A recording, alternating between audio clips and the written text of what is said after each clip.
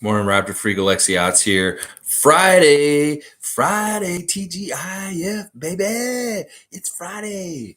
That means it's time for Friday Freak Out. And today, I want to freak out about the All NBA teams because they were announced this week, All NBA first, second, and third teams. And there's been a lot of chatter and annoyance by the teams for different reasons, by different people. Most notably, Boston Celtic player Jason Tatum is critical of how they do the all NBA teams. And I'm like, man, just be quiet, dude. Just be glad that you got on there this year. Because last year you didn't get it. You got snubbed and it messed up your contract and money and stuff like that.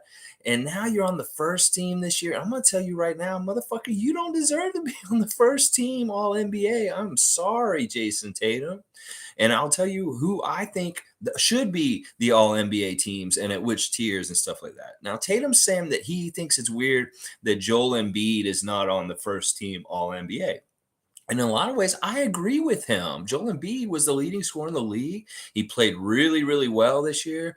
But listen, Jason, if you went by the votes and you went by things, he'd take your spot in the first team and you would go to second team. So you're complaining about money one year and then you're complaining about how they do it and then you're putting yourself out of the first one. Well, you better be glad it's not positionless. And it doesn't make sense to make it positionless at this point. Jokic is the center on the first team. And I completely agree with that decision. He is the NBA MVP. He is the best statistical individual player in the NBA on the offensive and defensive side put together. And he is really, yeah, all right, I agree with that pick. I'll tell you my first team right now. Center, Nikola Jokic, they got that right. The forwards, they got those right too. Giannis Antetokounmpo, Luka Doncic, I can't argue with those choices at forward. They make complete sense. Now the guards on first team, they do not make sense at all. I'm sorry. Devin Booker does not deserve to be first team all NBA, and neither does Jason Tatum.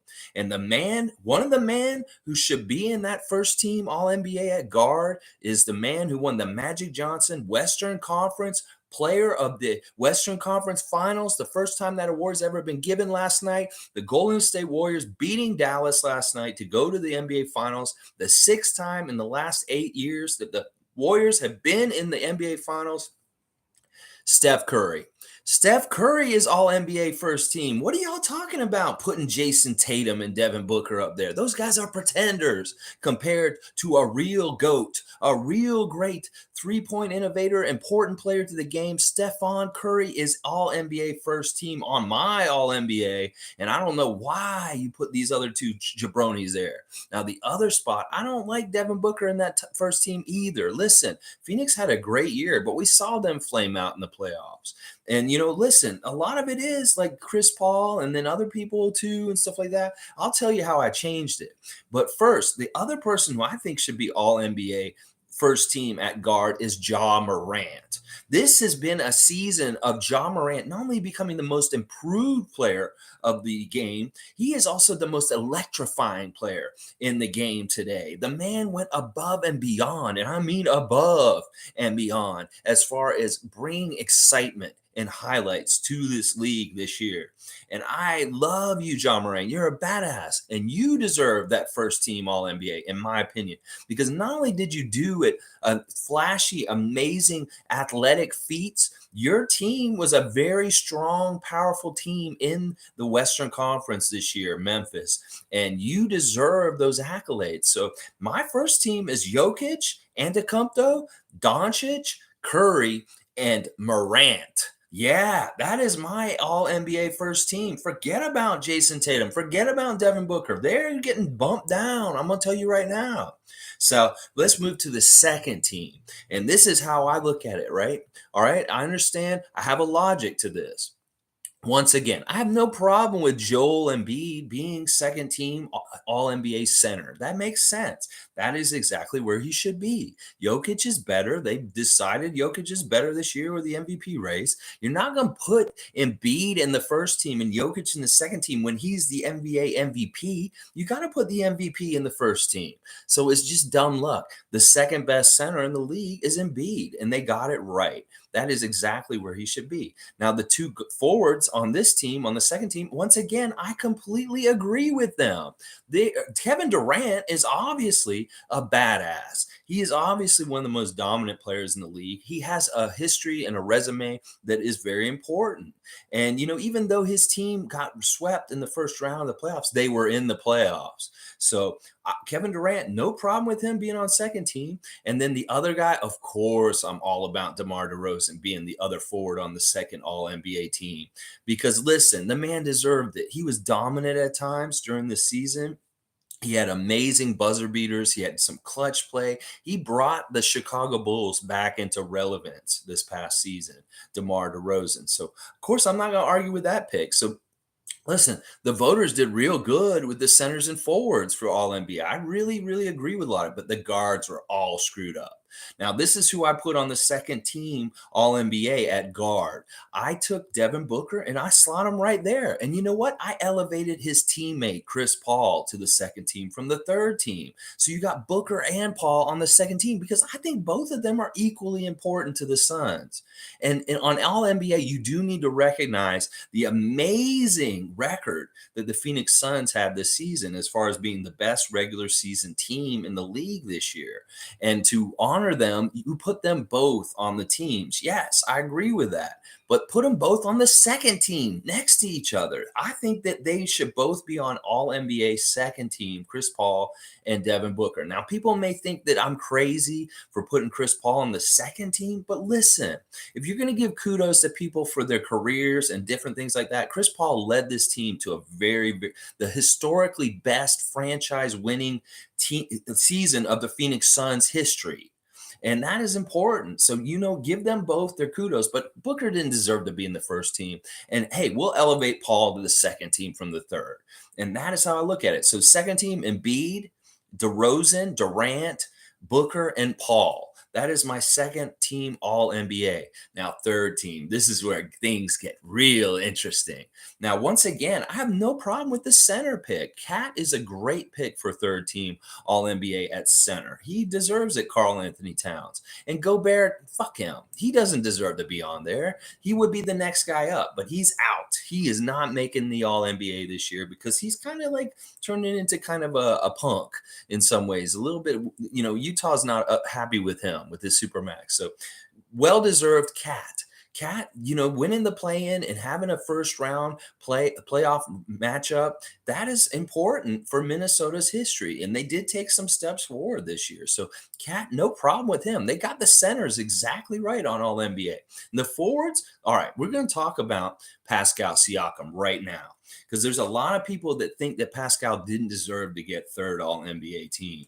And, this part of it is just a bias against the Raptors and stuff like that. But they're wrong. Pascal was one of the most dominant players in the NBA this season at times, and he really does deserve to be on All NBA. Now, a lot of people are saying that he should get Jimmy Butler, who was not put on All NBA, should have gotten Pascal's spot. That it's a travesty that a team like the Miami Heat that's gotten this far in the playoffs does not have a representative on the All NBA teams. I completely agree. And I think that Jimmy Butler should get LeBron's spot. And I'm going to tell you right now why. Because every single person on the All NBA teams has gotten into the playoffs. Even Durant, even though he got swept, he was in the first round against Boston. Minnesota in the first round, every single one of them, except for fucking LeBron.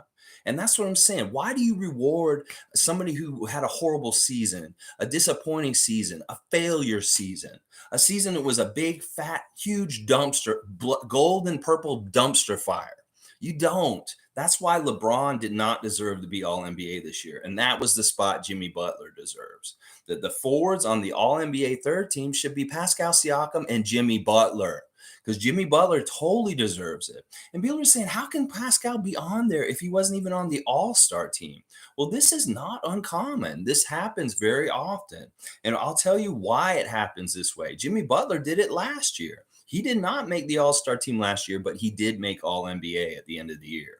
The reason why is look at what happened with Pascal this past year. He missed the first month of the season. So they discount that for him at the All-Star break. The All-Star voters don't figure it in, they don't think about it. Well, he wasn't hurt or missed games for the most part since that beginning month of the season. And he finished really strong after the All-Star break. So that's how you get on the All NBA if you didn't make the All-Star. You play your ass off in the second half of the season after the All-Star break, and you deserve it. And he totally deserved it. Don't get it twisted. This man deserved to be on All NBA third team, and I'm glad he's on it. He deserves the accolade and stuff, and LeBron does not. That is what I'm saying. Bump LeBron right on the fuck out of the All NBA teams. The man should not be getting honored for anything he did this season. Because listen, anybody can be the best badass on a shitty team like that, and that's what he was this year. He was a badass on a shitty team, and I don't care what you say about his stats or him being the greatest all time. You're rewarding failure. If anybody's getting a participation award in the All NBA teams this year, it's LeBron James. You got a participation award, LeBron. Good for you. Good for you. Now, the other two spots, the guard spots, Trae Young, boom, right there. That's fine. I like Trae Young there. He's no problem with him being on third team. He's a great all NBA player. He deserves it. And then this is where I have Tatum on the third team as same level as Pascal Siakam, same level as Jimmy Butler, Jason Tatum, third team All NBA at guard. That's where I have him. And listen, this is the thing. Tatum, I don't even think he's the best player on Boston. But if you're going to have to put a Celtic on there, you might as well put him on there. Or I might even put Jaylen Brown on there over him. I gotta wonder how Jaylen Brown feels that he's playing next to this guy, Jason Tatum, who's kind of a knucklehead. He's always whining and crying. He's always worried about himself and this kind of stuff. And this man's actually a guy who's kind of playing in his shadow. That Jaylen Brown doesn't get the accolades partly because of Tatum. And in some ways, that sucks for him because honestly, in some ways, he's way more deserving than Jason Tatum. So basically, there it is. Those are my All NBA team. All NBA teams for this year. There you go. Those are the changes I would make. Let's put Curry and Ja Morant in the first team. Let's put the Suns in the second team at guard, and then bump LeBron, bring Jimmy Butler in, and Trae Young and Jason Tatum on the third team. That is my All NBA teams, my picks. All right, y'all. Let's see. All right, Sue's here. Good morning, Sue. Lolita's here. Good morning. Congratulations to Siakam. Well deserved. Very much well deserved. And anybody who's putting him down, it's just the normal people that are going to poo-poo and discount and put down Toronto Raptors and Canada in general in the NBA. So good job, LeBron. I mean, good job. No, not LeBron, Pascal. Well, good job, LeBron, too. You got an award, even though your team was horrible this year. All right, some news and notes.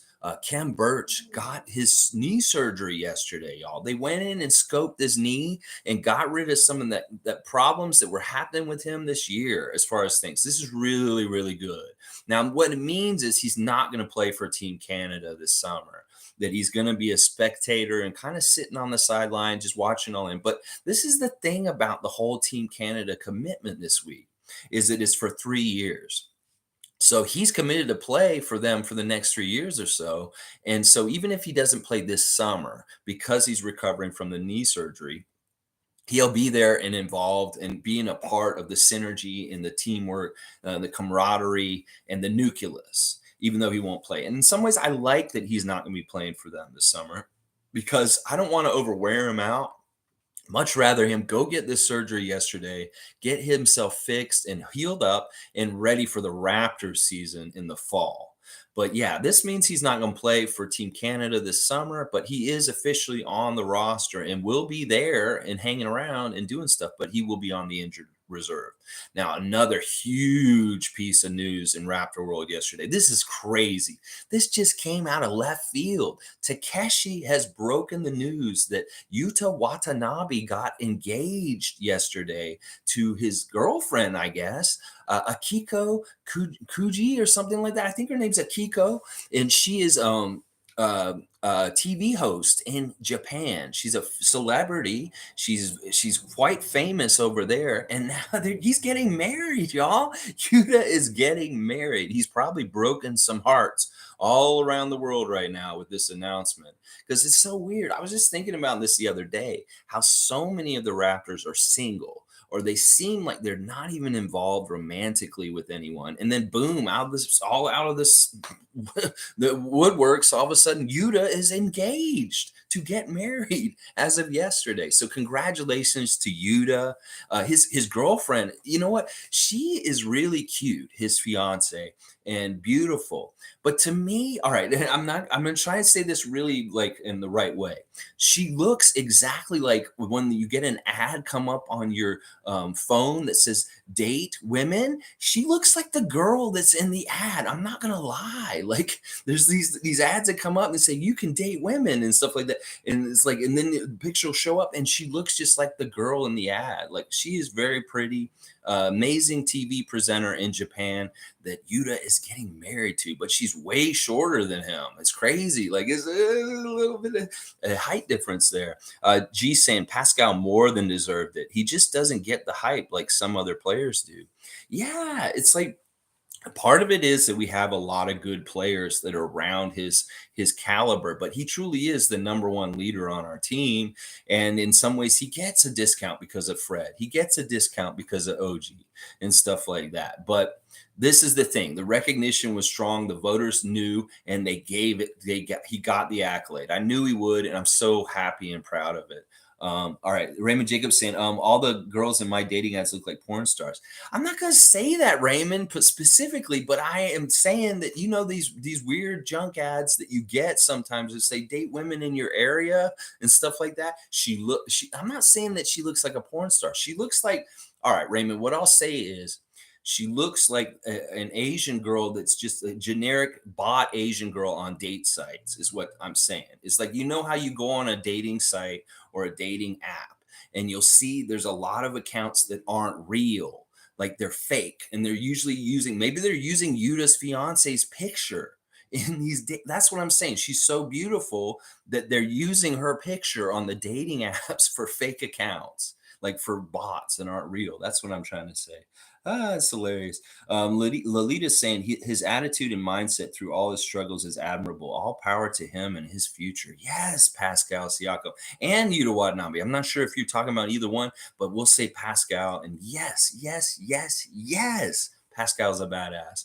Now, they had the CEBL game last night, their first game with J. Cole and Jalen Harris playing against Guelph. In Guelph, there was a big game. That was the hot basketball game in the country last night, was happening out in Guelph.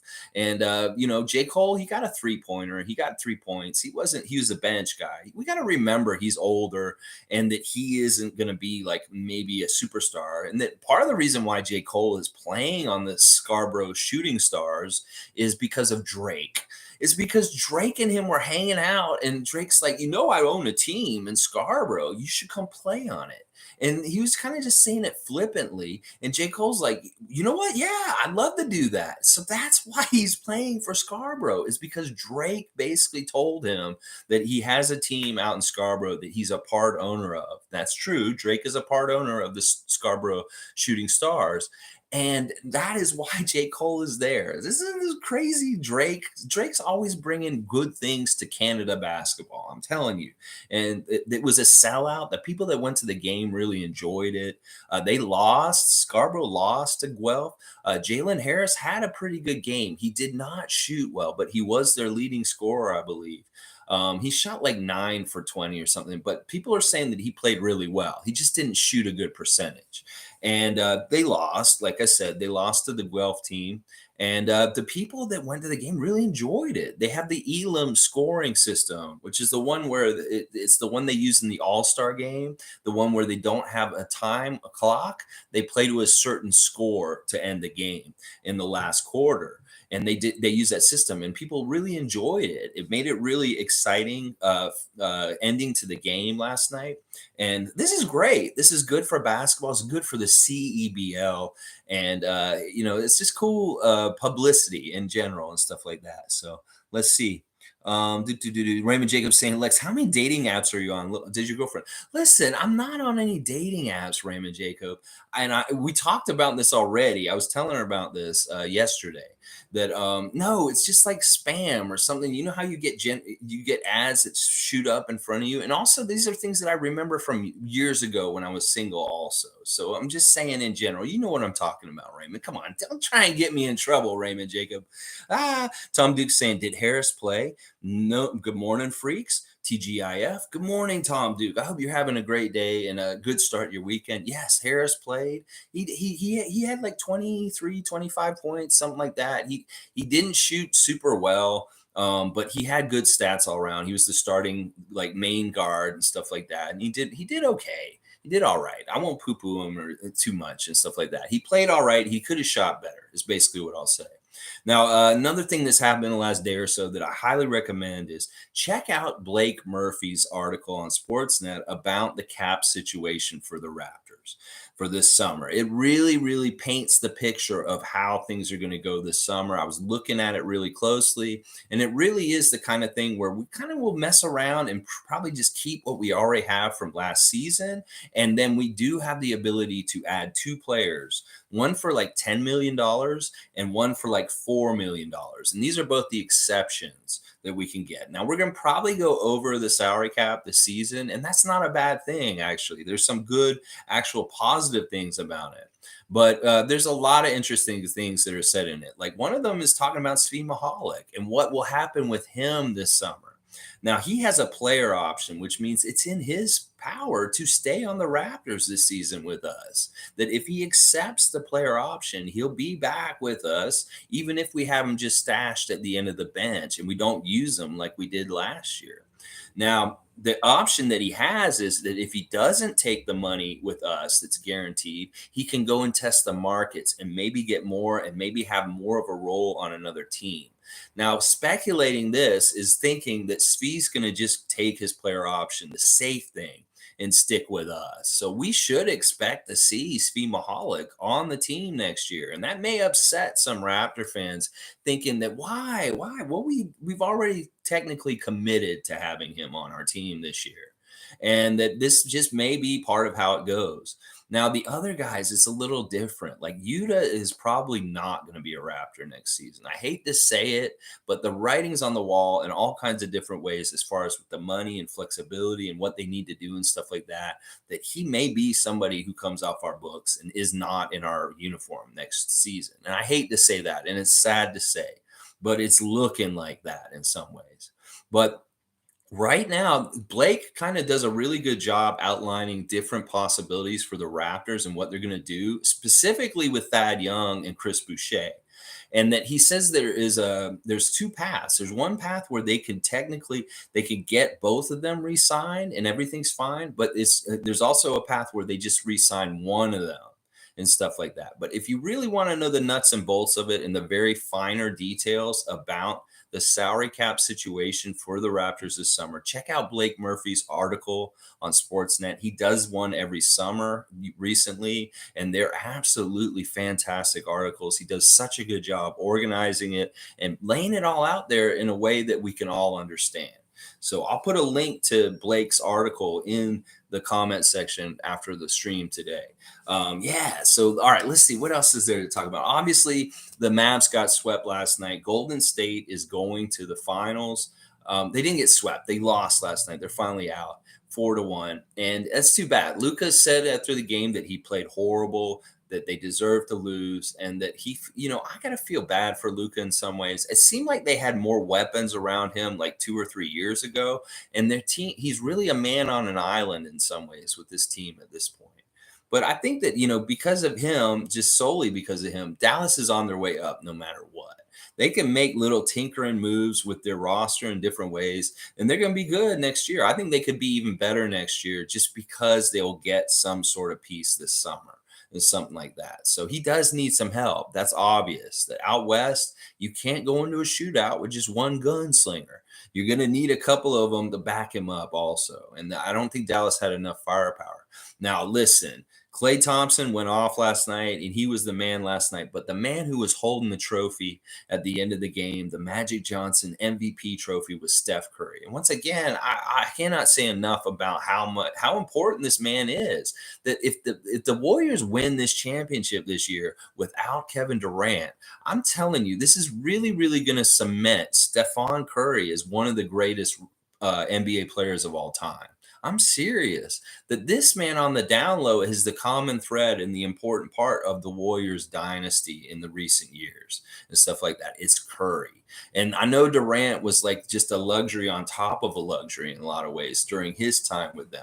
And that it always was Steph's team and that he's the man. And he needs to get more of that spotlight and shine because winning a couple of championships with Kevin Durant takes a little bit away from him individually. Well, it's the whole kind of thing like Scotty wanted to win a championship without Michael. Well, it's a similar kind of thing is that, Steph Curry wants to win a championship again without Kevin Durant. I know he won one before him, but he wants to win another one without him. And that'd be really good. Tom Duke's saying, would they have done better with Porzingis? Yeah, that's the thing that the mental exercises I've wondered about with Dallas is would Porzingis had helped them in some ways that they didn't realize in this new team and stuff like that because they really got more of what they already had in the deal. Like Spencer Dinwiddie did not do anything for them in this series for the most part. And Bertans is really just a role player off the bench. Would the shot blocking threat of Porzingis and just the general like stingy like elbows everywhere prickliness of Kristaps Porzingis had helped the Dallas Mavericks more than the people that they had before the trade? I don't know. But in some ways, I think maybe, yeah, for sure. Sue's saying, I was hoping the Mavs would win, but I think that was really a big stretch. Luka definitely needs more help. Yeah, I mean, we can't underestimate the culture and the history of the Warriors and the fact that these guys really know how to win. Like they really know how to win. Steph Curry is a really smart guy about how to win games and help his teammates get better and play better too. See, that's the difference. You have a player that makes the other guys around you better, then you're always going to have an advantage. And that is Steph Curry. He makes his players around him better. Like I was looking at the free agency list and Kevon Looney's on there and he is such a bargain. Oh my gosh. Like this man is playing for the champion this year as a center power forward for them. And he is a free agent after this. This man's going to get paid because I'm going to tell you right now, Looney is on such a bargain right now with the Warriors right now this year and stuff like that. Holy crap. When I looked at his number that he makes, it's insane. Honestly, it's insane.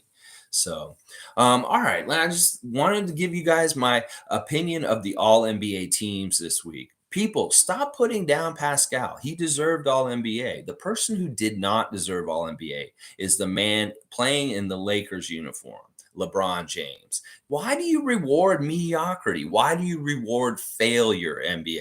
Because that's basically what you did, including him on the list over someone like Jimmy Butler, a real winner, a person that deserved it. And the Miami Heat deserve a representative on the all NBA teams much more than the Lakers do this season. I'm going to tell you that right now, because when you take LeBron out of the all NBA teams, everybody else in the all NBA teams made the playoffs. So, and I'm really good with Phoenix having 2 reps because of their record this past season. And then everybody else gets 1 rep, and that's fair.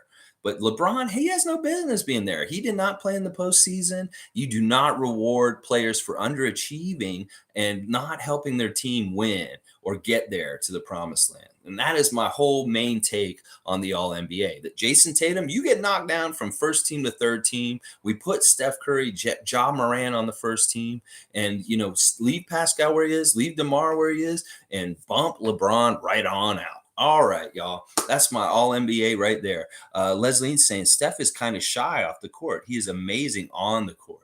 Steph Curry is a very interesting person. He's very politically smart. Like he is very, very in tune with current issues, and he is not worried about being outspoken about certain things. In fact, in one area where Steph Curry is a badass, and he just got his degree at Davidson, is on gender equity. This man is a big, big fighter for gender equity and equality and stuff like that. And he is a part of the change that is coming to help make it more equal in sports with women and men and stuff like that. Good for you, Steph Curry. You're a badass, and I will celebrate you. I will celebrate you over the, other teams that you may be playing in the finals. So all right, y'all. Just wanted to come in real quick and just do a real quick Friday freak out on the All NBA teams. And, if you have any strong opinions about the All NBA teams, please let me hear them in your comments, whether you agree with how I chose my teams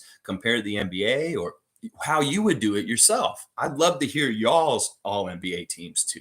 So, either write them in the comments and I'll talk about them with you later on also. Tomorrow, we're doing the Share Love Club on the Saturday. And you know who we're talking about. We're talking about Mr. All NBA third team, Mr. I'm sitting in the paradise islands of the world with the most clear blue skies and most crystal clear waters, Mr. Pascal Siakam. So please join me tomorrow and we're going to just show gratitude and love towards Mr.